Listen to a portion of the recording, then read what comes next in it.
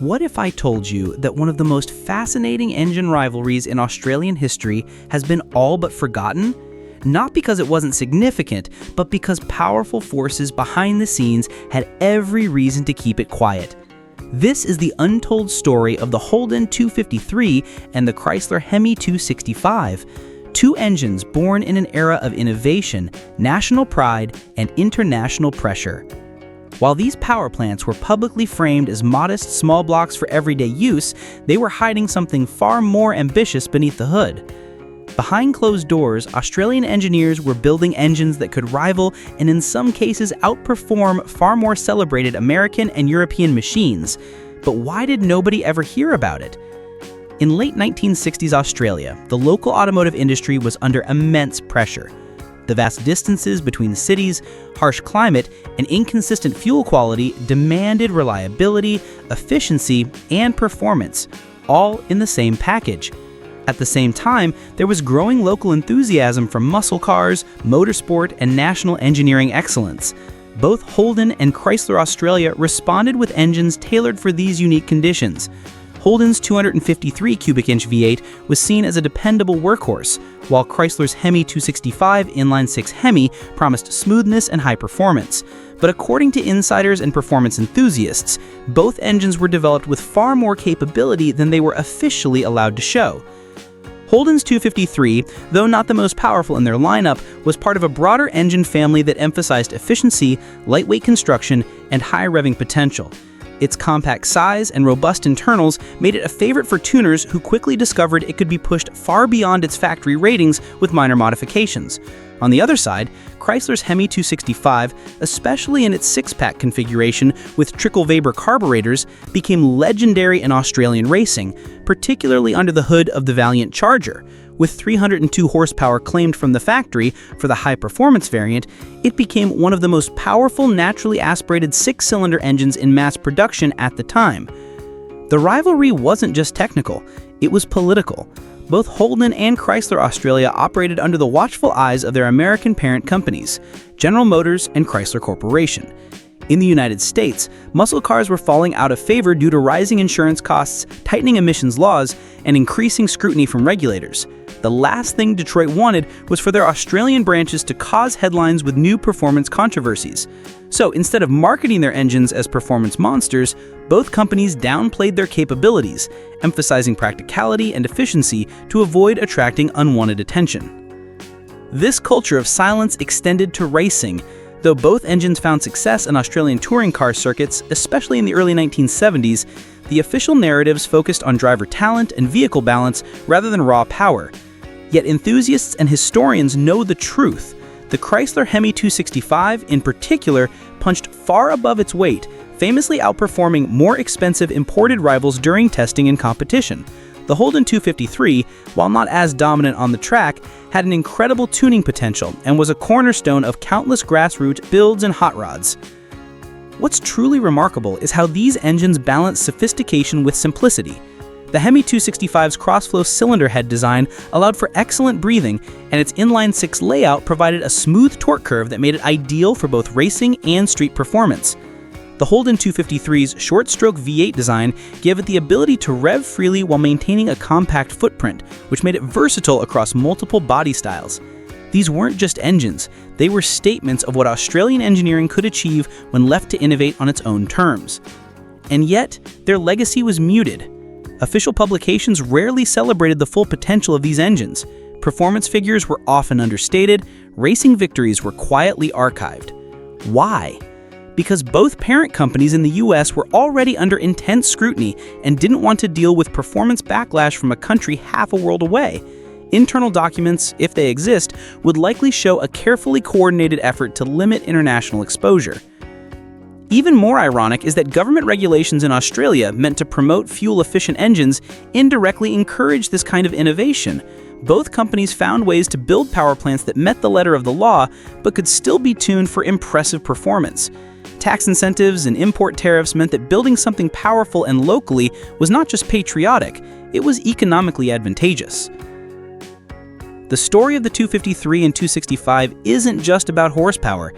It's about how innovation flourishes in unexpected places. It's about how national pride, local demands, and creative engineering collided to produce two of the most underrated engines in automotive history. The Holden 253 and the Chrysler Hemi 265 may not have dominated the global market, but they left behind a legacy that car lovers in Australia still debate to this day. One engine symbolized compact V8 simplicity, the other inline-six brilliance.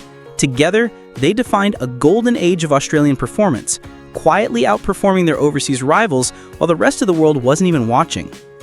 So, who was the king? That depends on who you ask. But one thing is certain. Australia's engine war in the early 70s wasn't just real, it was revolutionary. The fusion of clever engineering, light construction, and surprisingly efficient airflow made both the Holden 253 and Chrysler Hemi 265 dominant forces in categories where engine size was capped. While they were never intended to compete with global performance icons, their track records tell a different story, especially at legendary races like the Bathurst 1000. It was on circuits like these that the true capabilities of these engines were revealed, away from the cautious oversight of corporate handlers. In full racing trim, both the 253 and the 265 began to show performance figures that challenged and often outpaced purpose-built engines from much larger manufacturers.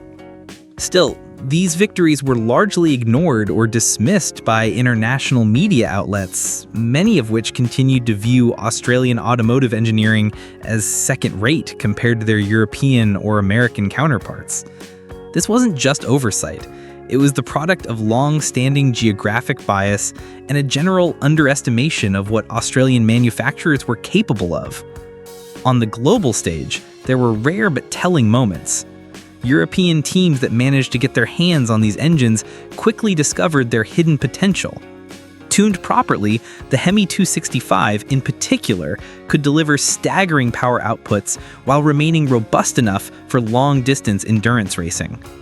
Holden's 253, though smaller in displacement, proved to be a high-revving, surprisingly durable platform, especially when paired with modern tuning techniques. For those lucky enough to explore their limits, these engines were diamonds hiding in plain sight. What's even more astonishing is that some of these engines reportedly made their way into American racing circles under the radar. Anecdote suggests that a handful of US-based teams used Australian-built powerplants to quietly win events, sometimes rebranding them or disguising their origins to avoid raising eyebrows. Whether or not those claims are fully verifiable, they speak to the quiet respect these engines were gaining among insiders, even if the wider public remained unaware. Even today, traces of that global oversight linger. In the international collector market, cars equipped with Holden 253 or Chrysler Hemi 265 engines are often undervalued when compared to American V8s or European classics. Yet, informed collectors and restorers are beginning to catch on. These engines, once seen as regional curiosities, are now being sought after by performance enthusiasts around the world, especially those with access to modern fuel injection, ignition systems, and digital tuning tools. With these upgrades, they're delivering power figures that would have seemed impossible in the 1970s. Some builds have reportedly surpassed 800 horsepower on fortified versions of the Hemi 265 block, a testament to the robust engineering hidden beneath decades of downplayed potential. The technological foresight was always there. The problem wasn't the engines, it was the narrative. For decades, corporate conservatism and international assumptions conspired to keep these innovations in the shadows. But today, with the help of modern aftermarket support, the world is slowly catching up to what Australian engineers knew half a century ago.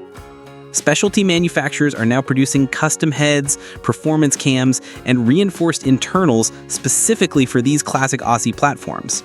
And the results? Power and reliability that rival, or even surpass, their more celebrated American and European counterparts, without sacrificing the practicality that originally made them so suited for Australia's challenging conditions. In the end, the battle between the Holden 253 and the Chrysler Hemi 265 isn't just a comparison of two engines. It's a lens into a much broader story. A story about innovation overlooked, performance suppressed, and an entire continent's engineering quietly sidelined in the global conversation. This wasn't just about which company built the better Australian engine, it was about a system that ignored local brilliance in favor of maintaining a global pecking order. So next time you see a humble old Holden or a valiant Charger sitting at a car meet, don't be so quick to write it off. Underneath that sheet metal could be a power plant with a legacy deeper than Detroit and a capability far beyond what the badge might suggest.